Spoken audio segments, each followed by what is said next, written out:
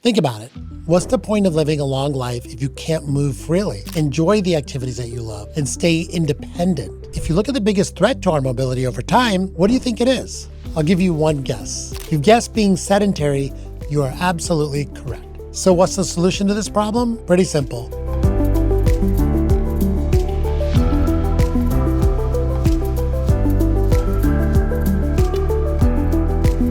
Welcome back to another solo episode with just me, Dr. Shah. Today, I want to talk to you a little bit about another key to our longevity. I'm talking about your mobility. This is one of the most important but overlooked components of aging well. Actually, having a set program to train your mobility and your balance. Think about it. What's the point of living a long life if you can't move freely, enjoy the activities that you love, and stay independent? Mobility is the foundation of your health span, the years you live with vitality, strength, and balance. Without it, everyday tasks like getting kids out of bed, picking up your grandkids, or even walking down the stairs can become risky challenges. As we age, our joints stiffen, our muscles lose flexibility, and our balance starts to decline. Mobility is about preventing falls, maintaining your independence, and preserving your brain health as well. A simple slip can mean months of recovery, and for many, it actually marks the beginning of a decline in overall health that often leads to death if you're over the age of 40 for many. The good news is mobility isn't just something you're guaranteed to lose. It's something that you can actually train, just like your strength and your endurance. In this episode, I'm going to break down the science about why mobility matters, how you can test your mobility yourself so you know exactly where you stand, and the exact exercises that you should be doing to keep moving well into your 80s and beyond. So let's get right to it. As we age, mobility declines due to a combination of musculoskeletal, neurological, and metabolic changes. Studies show that muscle mass peaks right around the age of 30, and then it begins to decline at about a rate of 1% per year after the age of 40.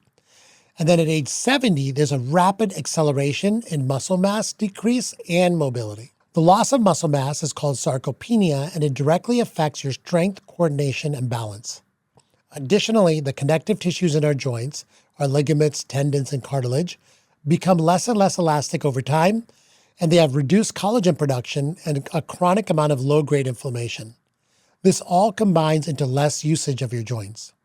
At the same time, your neuromuscular control also declines, meaning our brain's ability to communicate with our muscle actually starts to weaken. This makes movement slower and less stable. This is one of the main reasons why older adults have a higher risk of falling, not just because they're weaker, but because their reflexes and their proprioception, which is the body's sense of spatial awareness, get more and more impaired. Mobility is also affected by stiffness in the fascia. This is the connective tissue that wraps around your muscles. When we stop using our full range of motion, fascia adapts by becoming tighter and tighter. This leads to reduced flexibility and joint pains as well. If you've ever felt stiff after sitting too long, or you notice that your ability to touch your toes has declined as you've been spending more and more time sitting in a chair and as you age, that's actually because your fascia and muscles are adapting to limited movement patterns and they're getting tighter and tighter. Fascial stiffness often manifests as plantar fasciitis and other elements of pain in your fascial structures. Mobility is also affected by stiffness in the fascia, which is the connective tissue that wraps around your muscles. When we stop using our full range of motion, our fascia actually adapts by becoming tighter, leading to reduced flexibility and joint pain. If you've ever felt stiff after sitting too long, or you've noticed that your ability to touch your toes has declined as you've been aging, that's actually your fascia and muscles adapting to the limited movement pattern and getting tighter over time. Fascial stiffness manifests as plantar fasciitis and other painful syndromes. Importantly, it's good to know how your mobility and balance status is right now, and especially how it compares to other healthy individuals in your age group. When I talk to my patients, I give them 5 simple tests to perform in the comfort of their own home so that they can understand where they actually are now and where they need to be with their mobility. So I think it's good for us to review these tests and why they are important and how to do them and where you should be with them. So first up, let's talk about the sit to stand test. This test measures your lower body strength, your balance, and your overall functional mobility. Basically, how well your legs support you in your everyday movement. Here's how you're going to do it. Find a sturdy chair, something without wheels. Sit down with your feet flat on the floor and your arms crossed over your chest. Then stand up fully and then sit back down. Great. Pretty easy, right? Now do this as many times as you can while you're timing yourself, and do this for 30 seconds. Count the number of times you've done this in 30 seconds, and here are the results that you're aiming for.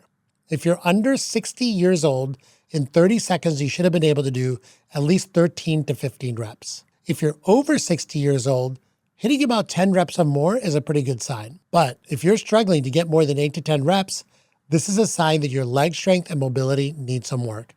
And that's okay. The best way to improve this is through strength training your lower extremity, doing things like squats, lunges, and resistance training exercises using machines at the gym to train your lower body musculature. Let's move on to test number 2.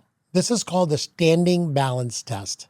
This is another easy test to check your balance and coordination. It's also a simple way to assess your risk of falling. As we age, poor balance is one of the biggest predictors of falling and injuries. Here's how you do this one. Stand upright with your feet together. Lift one foot off the ground and hold the position as long as possible. You can even use a tree pose if you like. Time yourself and then do this again on your other leg. If you're under 60, you should be able to hold a position with one leg up for 30 seconds per leg. If you're somewhere between 60 to 70, you should aim for at least 20 seconds. And if you're 70 or older, you should be able to hold it for about 10 seconds. If, however, you can't hold it for more than 5 seconds, you have an increased risk of falls, and it's really time to start working on your stability, coordination, and balance. To improve your balance, try single leg exercises, stability drills, and proprioceptive training like yoga, Tai Chi, or just simply standing on one foot on a daily basis. I like to do this when I'm brushing my teeth in the morning. Test number 3, the sit and reach test. This one is for flexibility and lower back mobility. It's called the sit and reach test, and it helps determine how well your hamstrings, your lower back, and your hips are moving together as a unit. Here's how to do it. Sit on the floor with your legs extended and straight out in front of you. Keep your knees straight and slowly reach forward towards your toe. Hold the stretch for a second and see how far you can reach. If you're under 40 years old, you should be able to get to your toes and definitely past your toes as well. Anyone 40 to 60 should be able to reach their toes at the minimum. If you're over 60, you should be within 4 inches of your toes. If you're way off from these ranges, you're probably dealing with tight hamstrings, stiff fascia, and reduced mobility in your overall lower extremities. All of this can increase your risk of back pain, joint stiffness, and even falls. I just did a great episode with the doctor that is on the Rehab Fix channel, and we talked a lot about lower extremity mobility and how to maintain this. Please tune into that one when you get a chance if you're struggling with this test. Other ways to improve is to focus on daily stretching, foam rolling, and mobility drills. Even 5 minutes a day of stretching can make a massive difference. Test number 4, the sit to stand from the floor test. This is really one of the best functional mobility tests you can do because it really evaluates your lower body strength, your flexibility, coordination, and overall independence. If you can't get up from the floor easily, that's a pretty big red flag for declining mobility and an increased risk of falls and other problems. So here's how you do it. It's pretty easy. You just start sitting on the floor in a comfortable cross-legged position. Now, without using your hands, you want to try to stand up as smoothly as possible. Remember, do not use your hands for any type of support. You also want to avoid using your knees and elbows propped up against the floor for any support. Now, if you do need to use one or both hands, you must keep track of this so you can score yourself. So how'd you do? If you're under 50, you should be able to stand up smoothly without using your hands, knees, or any kind of support. If you're over 50, your aim should be to get up without any assistance, but you might need to use one hand or slightly adjust your legs for assistance. If you're using both hands or your elbows or your knees to try to get up, it indicates that you have poor mobility. If you struggle significantly to stand up off the floor without someone helping you up or without any support, it means you really need to start working on this particular motion. Studies show that people who struggle with this test have a higher risk of falls, injuries, and loss of independence as they age. Ideally, you want to work towards standing up without any kind of assistance at all. This indicates your leg muscles are strong, you have good core stability, and joint flexibility. To improve your ability to do this test, or if you found this test difficult, you really shouldn't worry. You can train your way to better mobility.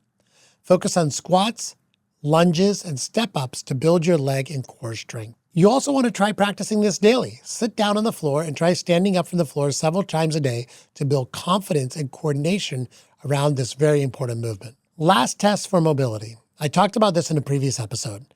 My friends Kelly and Julia Starrett have an incredible app that I really love, and you can find this on the App Store. This app is called the Virtual Mobility Coach. It takes about 15 to 20 minutes using this app, and it gives you specific programs to help assess and improve your mobility. So now that you know where you stand, what can you do beyond just testing yourself to make sure that you maintain optimal mobility throughout your lifetime? Well, if you look at the biggest threat to our mobility over time, what do you think it is? I'll give you one guess. If you've guessed being sedentary, you are absolutely correct.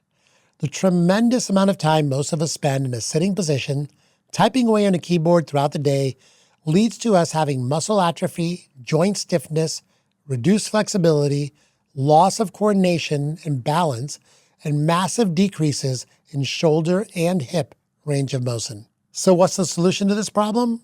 Pretty simple. Stay in motion to counteract the compounding effects of staying in a seated position for hours upon hours a day. The best way to do this is a combination of 3 activities. These are exercise stacks, daily mobility and balance training, and 2 to 3 times per week strength training program that incorporates dynamic, real-world activities in ranges of motion beyond your typical weightlifting ranges. So let's talk about these in detail. Number 1 is exercise snacks. We've discussed these on the podcast a few times, so they're super important. The research is really clear. Exercise snacks, which are a brief 3 to 5 minute physical activity every hour, can lead to massive improvements in mobility. A study done in 2023 in the UK, published in the BMC Geriatric Journal, showed that even in older adults over 65, just doing 2 exercise snacks a day for only 28 days created massive improvements in the balance and sit-to-stand tests I described earlier for these older individuals. Number 2, let's discuss an easy-to-implement practice in your life. As part of my morning routine, I do 2 things. I brush my teeth balancing on one leg, alternating between legs daily. And I follow it with a 5-minute mobility flow workout that includes simple movements like cat-cow, hip circles, squat holds, and shoulder stretches. It's a great way to start my day by improving circulation, keeping joints healthy, and preventing stiffness throughout the day. Add to this 2 walks a day, preferably after your meals, and you have built yourself a pretty perfect routine of daily practices that will preserve your ability to move well into your older years. Lastly, let's talk about adding some more real-world exercises to your strength training routine.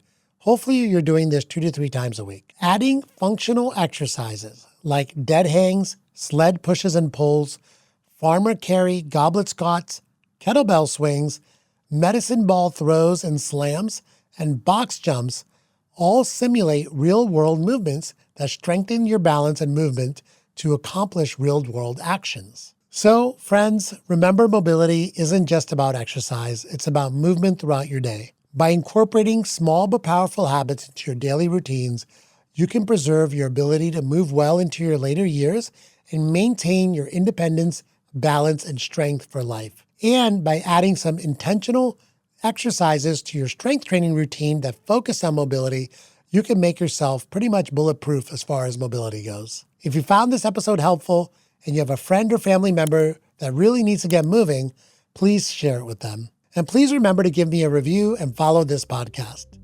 See you next week. Thank you so much. And remember, keep moving.